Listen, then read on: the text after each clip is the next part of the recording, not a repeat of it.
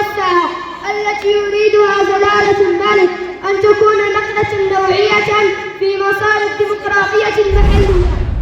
لذلك يظل تخليد ذكرى المسيرة الخضراء ومثيلتها من الملاحم الوطنية في شتى ربوع المملكة خير سبيل لصيانة الذاكرة التاريخية الوطنية والحفاظ على المنظومة القيمية لبلادنا وغرسها في أفئدة الأجيال الجديدة لتتقوى فيها الروح الوطنية والاعتزاز بالانتماء الوطني والهوية المغربية.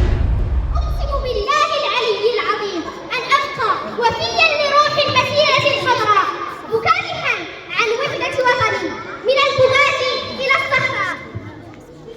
أقسم بالله العلي العظيم أن ألقن هذا القسم أسرتي وعترتي في سري وعلانيتي، والله هو الرقيب على طويتي وصدق نيتي.